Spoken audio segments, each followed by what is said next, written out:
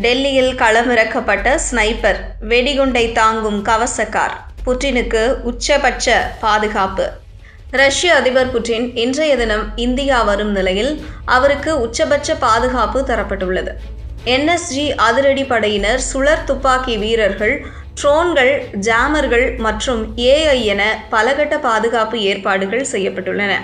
ரஷ்ய அதிபர் புட்டினுக்கு செய்யப்பட்ட பாதுகாப்பு ஏற்பாடுகள் குறித்து நாம் பார்க்கலாம். உலக வல்லரசு நாடுகளில் ஒன்றான ரஷ்யாவின் அதிபர் புட்டின் உலகிலேயே மிகவும் பாதுகாக்கப்படும் தலைவராக இருக்கிறார். அவருக்கு ரஷ்யாவுக்கு உள்ளேயும் சரி, வெளிநாடுகளுக்கு சென்றாலும் சரி அதிகபட்ச பாதுகாப்பு தரப்படும். அவர்தான் புட்டின். இப்போது இந்தியா வருகிறார். இந்தியா ரஷ்யா வருடாந்திர உச்சி மாநாட்டில் பங்கேற்க புட்டின் இன்று மாலை டெல்லி வந்தடைகிறார்.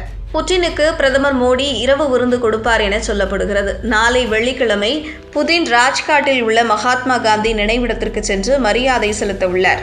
பின்னர் ஹைதராபாத் இல்லத்தில் நடைபெறவுள்ள உச்சி மாநாட்டிலும் பாரத் மண்டபத்தில் நடைபெறும் நிகழ்ச்சியிலும் அவர் பங்கேற்பார்.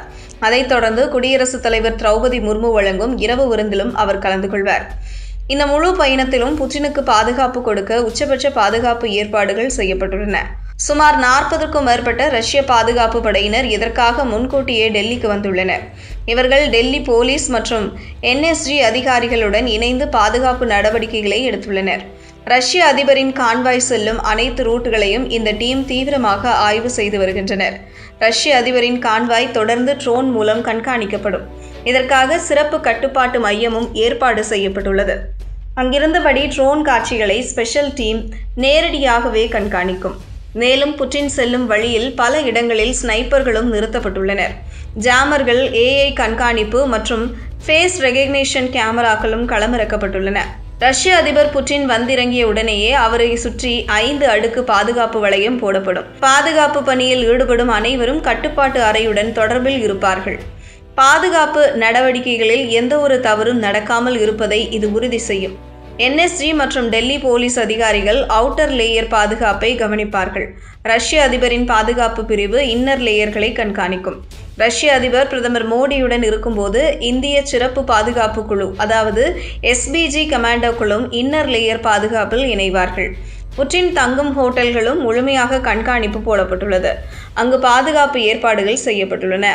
புட்டினின் பாதுகாப்பின் மிக முக்கிய அம்சங்களில் ஒன்று என்றால் அது அவரது ஆர்எஸ் செனாட் எனப்படும் அதிநவீன கவச கார் தான். இதை ஆங்கிலத்தில் ஃபோர்ட்ரஸ் ஆன் வீல்ஸ், அதாவது நகரம் கோட்டை என்றே சொல்வார்கள். புட்டின் இந்தியா பயணத்திற்காக இந்த செனாட் கார் மாஸ்கோவிலிருந்து விமானம் மூலம் இந்தியா கொண்டு வரப்படுகிறது. இந்தியா என்று இல்லை, புட்டின் எந்த நாட்டிற்கு போனாலும் கையோடு இந்த காரை எடுத்துச் சென்று விடுவார்கள்.